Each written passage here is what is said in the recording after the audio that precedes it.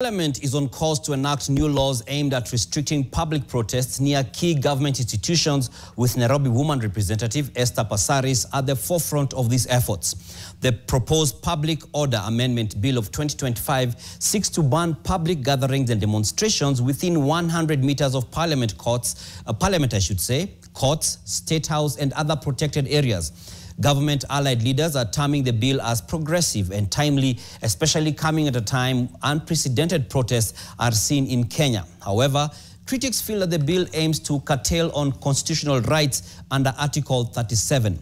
NTV's senior reporter Ibrahim Karanja reports.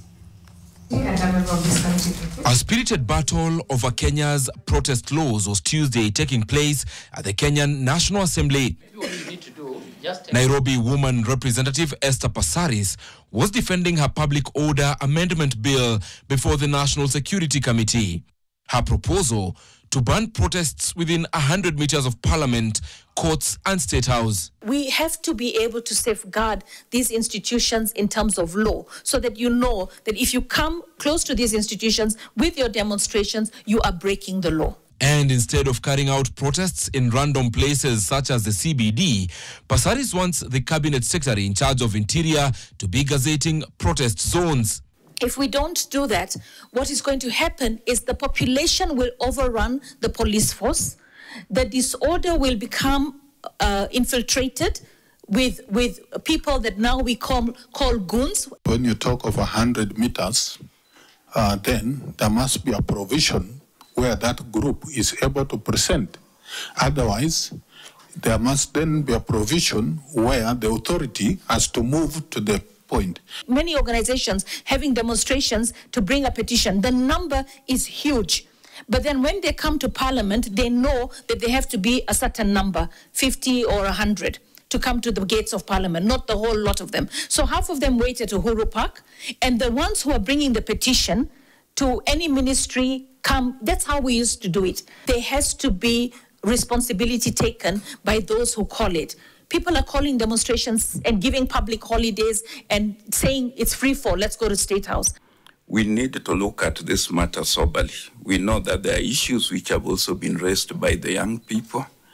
And for peace to prevail, the first underlying thing is that there must be justice. Otherwise, I do not agree that changing the Public Order Act is going to change anything. So I think we need to think about this thing a little bit more deeply and not to look at it cosmetically. But Passaris' bill isn't the first to target protests.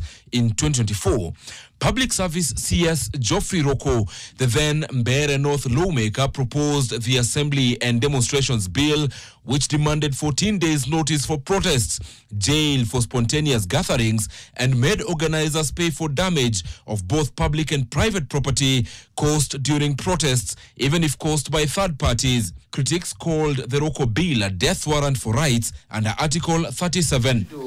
Today, that bill gathers dust in the Gabriel Tongoyo-led committee, buried under public fury.